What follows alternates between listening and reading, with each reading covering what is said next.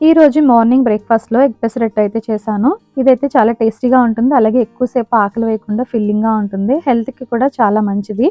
So, మనం మామూలుగా పెసరట్టు కోసం పెసరట్టు పిండి ఎలా అయితే రుబ్బుకుంటామో అలాగే రుబ్బుకోవాలి. ఓవర్‌నైట్ పెసలు నానబెట్టుకొని బాగా కడిగి మిక్సీ జార్‌లో వేసుకోవాలి.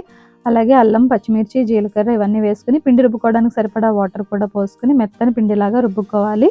తర్వాత కొంచెం వాటర్ కూడా వేసుకోండి. మీరు కన్సిస్టెన్సీ అనేది చెక్ చేసుకోవాలి. తర్వాత రుచికి సరిపడా ఉప్పు కూడా వేసుకొని మనం పెసరట్టు కోసం పిండినైతే బాగా కలిపి పక్కనుంచుకోవాలి. ఇప్పుడు మనం స్టఫింగ్ కోసం ఆనియన్స్ కూడా చాలా చిన్ని ముక్కలుగా కట్ చేసి పెట్టుకోవాలి ఎంత వీలైతే అంత. ఇప్పుడు ఇంకొక బౌల్‌లో ఒక ఎగ్ తీసుకొని దాన్ని బాగా విస్క్ చేసుకొని పక్కనుంచుకోండి.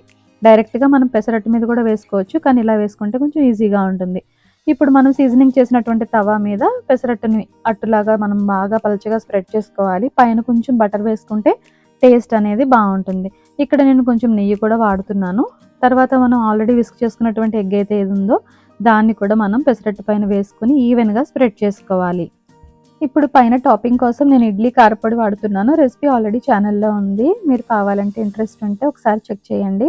కారపొడి అందుబాటులో లేకపోతే కొంచెం కారం, అలాగే కొద్దిగా ఉప్పు స్ప్రింకిల్ చేసుకోవచ్చు. ఇప్పుడు సన్నగా తరిగిన ఉల్లిపాయలు, అలాగే సన్నగా తరిగినటువంటి కొత్తిమీరను కూడా వేసుకొని అట్టుని బాగా కాల్చుకోండి. పైన 2, 3 చుక్కల వరకు నెయ్యిని వేసుకొని గరిటెతో ఒకసారి నొక్కితే అవన్నీ కూడా చక్కగా అతుక్కొని మంచిగా కాలుతాయి. ఒకసారి అట్టు బాగా కాలిన తర్వాత రెండో వైపుకి ఫ్లిప్ చేసుకోండి.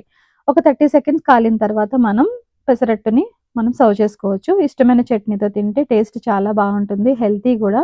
అలాగే ఎక్కువసేపు ఆకలి వేయకుండా ఫిల్లింగ్‌గా ఉంటుంది. తప్పకుండా ట్రై చేసి మీ కమెంట్స్‌ని కమెంట్ సెక్షన్‌లో తెలియజేయండి.